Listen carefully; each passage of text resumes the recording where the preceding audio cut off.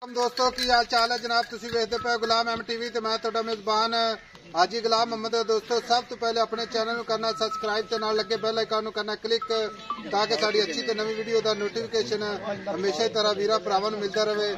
सब तो पहले क्या जनाब एक खूबसूरत लाजवाब अल्लाह दे फजल करम नाल नीली दा तोहफा भरावां वास्ते लैके हाजिर होया। उम्मीद करांगा इंशाल्लाह भरावां नूं मझ बेहद पसंद आवेगी। बाकी मझ दा माशाअल्लाह थन सोना माशाअल्लाह पूरा जनाब लोकेशन ते बड़ा पुट्ठा टाक कैमरे नजर है कली कली हड्डी माशाअल्लाह पशु पूरी जनाब गिट गिट खुड्डा खुला माशाअल्लाह टाक एक हड्डी कोई कवा शवा नहीं माशाअल्लाह। बाकी जनाब कद चंगा लाम चंगी निक्की निक्की सिंगी माशाअल्लाह इको जी अख। बाकी जनाब चार छेर मेरे कैमरे नजर है भरावां ने अपने निगाहां नाल तसल्ली कर लेनी है। बाकी मेरा कैमरामैन तसल्ली नाल विखा रहा है। बाकी मालक तो सारियां गल्लां सांझियां लवांगे जनाब। माशाअल्लाह दे कमेंट जरूर करने ने। बाकी जनाब जत अल्लाह के फजल नाल पूरी गिट गिट इक्को जी अख माशाअल्लाह चार फेरे मेरे कैमरे की नजर है।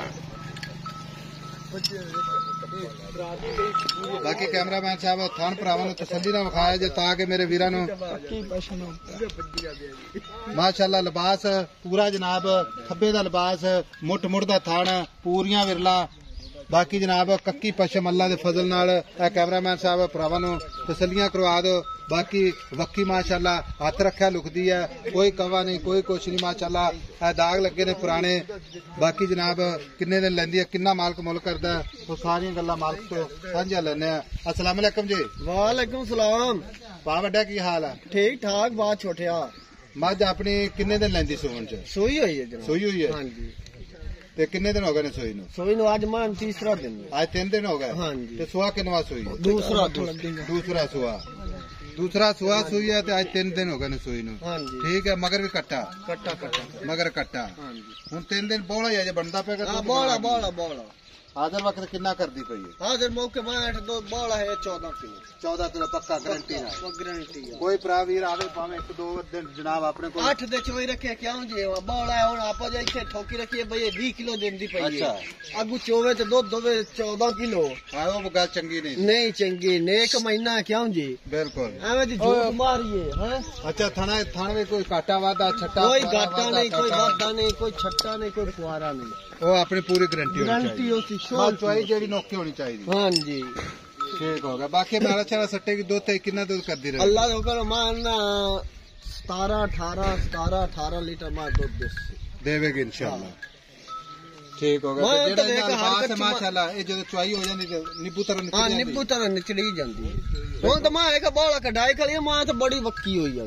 अच्छा हाँ गल इस तरह की मझ नीली दी है दरिया ते खड़े हैं क्योंकि भरावां नूं भी दसना हुंदा कि वाकई दरिया सतलुज दी मझ है। बिल्कुल ठीक है पूरी नीली दी मझ है। हुण इहदे प्यार मुहब्बत वाले कोई गल करदे भी अच्छा बहने दी मझ आपां वेचनी है। वेचण वाला मुल करना ही डिमांड नहीं करनी या जेड़े इत्थे पैसे मंगी जांदे वो नहीं मंगने। इत्थे तो मंगी जांदे ना 8 लाख की हैं।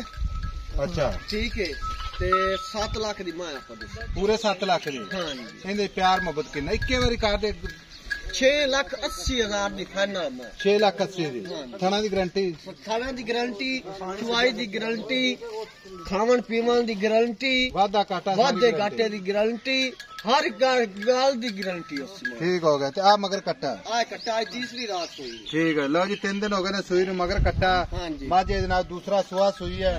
बाकी जनाब लेने देने हमेशा तरह मुकद्दर 6,80,000